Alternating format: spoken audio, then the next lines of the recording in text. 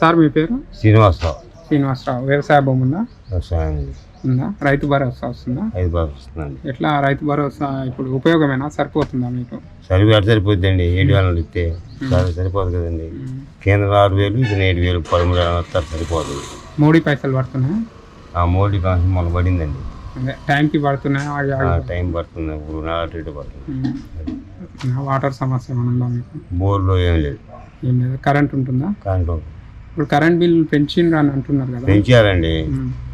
పెంచిన మాకు వచ్చేది 100, 150, 150 వస్తుంది. అమ్మ ఒడి స్కీమ్ ఎలా ఉంది ప్రజలకు? అమ్మ ఒడి స్కీమ్ అంటే కొంతమందికి వస్తున్నాయి, కొంతమంది రావట్లేదండి. మొత్తానికి అందట్లేదండి. ఇప్పుడు వృద్ధాప్య పెన్షన్లు ఉన్నాయి కదా, ఆ పెన్షన్ స్కీమ్ ఎట్లా ఉంది ఇప్పుడు వృద్ధులకు ఉపయోగమేనా? ఉపయోగం ఉంది, తీయటం మంచిదే. కానీ నేను పెట్టి 3 సంవత్సరాలు అయింది పెన్షన్కి. రేషన్ కార్డు ఇచ్చారు. రేషన్ కార్డు ఇచ్చి 6 నెలలకి బియ్యం ఇచ్చారు. మన బియ్యం వచ్చినాయి. ఈ పెన్షన్ అడితే లేదంటున్నారు.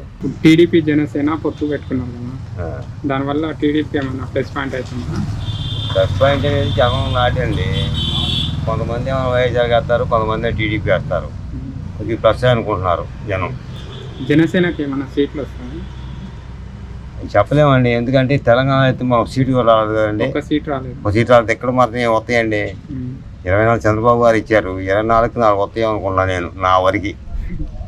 ఇప్పుడు షర్మిల గారు పార్టీ పెట్టారు కదా, ఆమెకి షర్మిల కొంచెం ప్లస్ ఏనండి. ఆమె అవన్నీ కాంగ్రెస్ పార్టీ చేస్తారు కదా, ఆమె కొద్దిగా ప్లస్. ఆమెకి ఓట్లు చీల్చగలుగుతారు. రాజధాని లేదు కదా ఏపీలో, ఏదని ఫిక్స్ కాలే కదా. ఏపీ రాజధాని అమరావతి రాజధాని అనుకున్నారు జనం. మేము కూడా ప్లస్ అదే అనుకున్నాము, అదే రాజధాని కావాలని.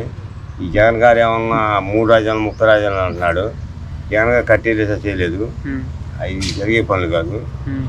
అమరావతి రాజధాని మన కేంద్రం కూడా ప్రకటించిందిగా మోడీ గారు, అమరావతి రాజధాని అని.